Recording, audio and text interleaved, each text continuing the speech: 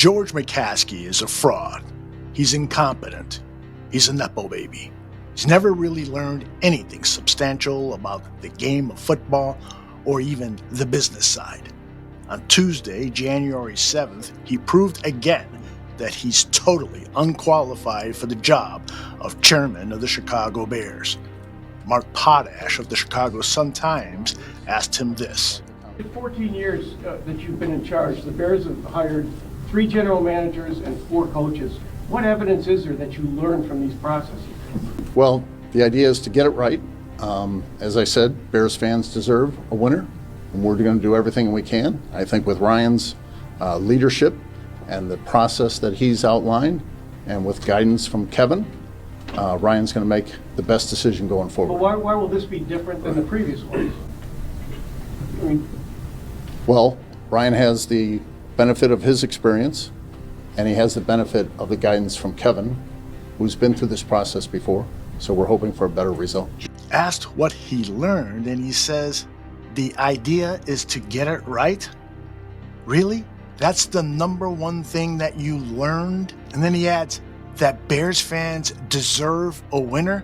No shit! And then he says that with the leadership of Poles and guidance from Warren, Ryan will make the best decision possible.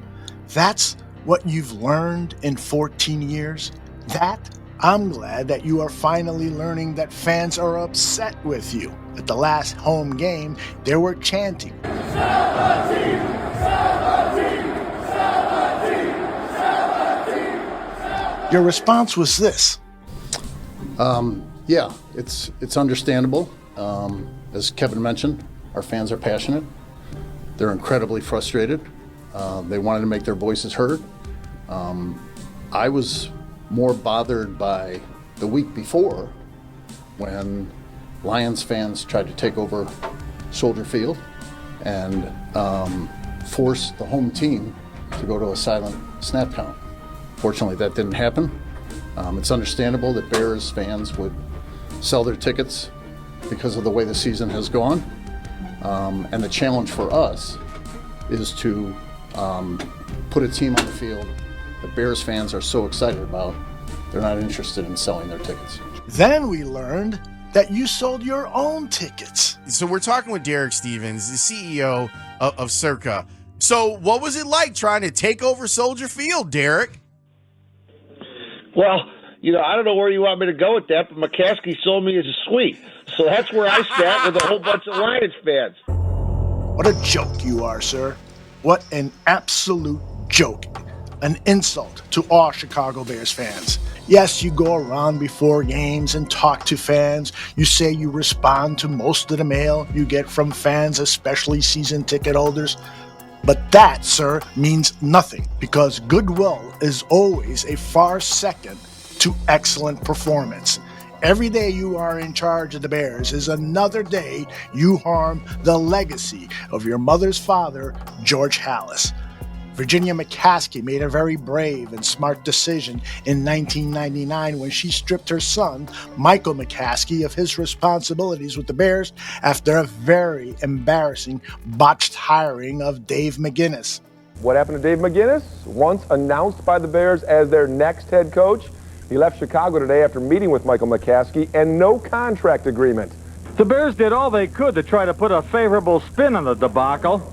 Dave McGinnis, like Michael McCaskey, wouldn't go into specifics on why he withdrew his name from consideration. There was an announcement made, obviously, before we had even agreed to any terms, and then, it went downhill from there. McCaskey refused to take responsibility for the premature announcement, inferring that it was the fault of someone else in the organization, but all the evidence points back to him. This stuff happens in this business. I mean, it's... It doesn't, Dave. It doesn't happen like this. I mean, this is unbelievable. Well, I guess you're never announced before you're offered the job. I mean, I understand that, Brad. This once proud franchise has become the laughingstock, not only of the city, but the National Football League. And they're still laughing. At 102 years old, it's understandable if Mrs. McCaskey is incapable of doing the same thing to another son. So today, we Bears fans have to ask, how long will this misery last? Adam Hogue asked the question. George, how often do you reflect on your own performance as chairman? Do you, ever think about that maybe someone else should be stepping into that role? How long do you plan on staying in this role? Is there a succession plan? Ultimately, I'm responsible for the failures of the Bears. The legacy of George Halas is excellence on the field and making a difference off the field. I think the Bears have done a great job off the field, making an impact in the community. The fact of the matter is, we haven't done it on the field, and ultimately, that's on me.